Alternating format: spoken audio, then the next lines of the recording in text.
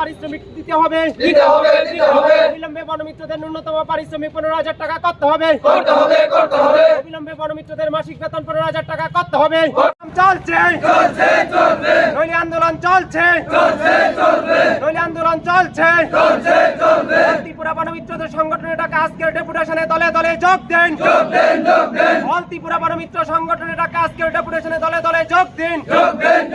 যোগ দেওয়া আসতে অবিলম্বে বনমিত্রদের ন্যূনতম পারিশ্রমিক 15,000 টাকা করতে হবে। অবিলম্বে বনমিত্রদের অর্থ দপ্তর অনুমোদন দিতে হবে। অবিলম্বে বনমিত্রদের অর্থ দপ্তর অনুমোদন দিতে হবে।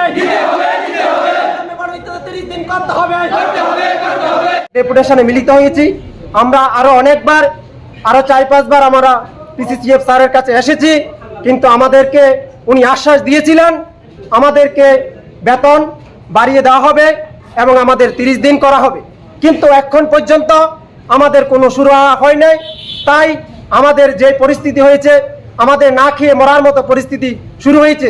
তাই আজকে আমরা স্যারের সঙ্গে দেখা করেছি। আমাদেরকে লিখিতভাবে সিদ্ধান্ত করে দিতে হবে।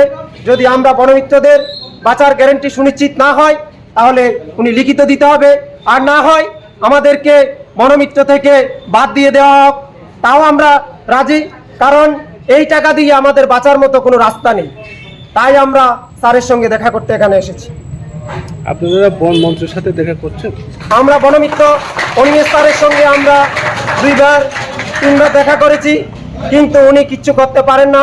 উনি বারবার করেছেন আমার দ্বারা কিছু সম্ভব নয়। এবং আমরা আমাদের রাজ্যের মুখ্যমন্ত্রী শ্রদ্ধেয় মানিক সাহা মহোদয়ের সঙ্গে আমাদের বেকার ভাইরা অনেকবার দেখা করার জন্য গিয়েছিলেন এবং উনি দেখা করার যে অনুমোদন দিয়েছিলেন, কিন্তু উনি দেখা করছেন না। তাহলে আমরা কার কাছে গিয়ে ভরসা পাবো?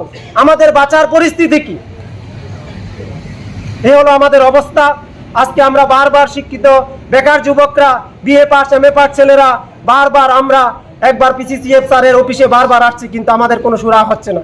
তাই আজকে উনি যেন আমাদেরকে একটা বাঁচার সুরাস্তা, যে আমরা কিভাবে বাঁচতে পারবো, আমাদের ভবিষ্যতে যে বাঁচার একটা গ্যারান্টি, সেটা যেন উনি উপদেশ দেন।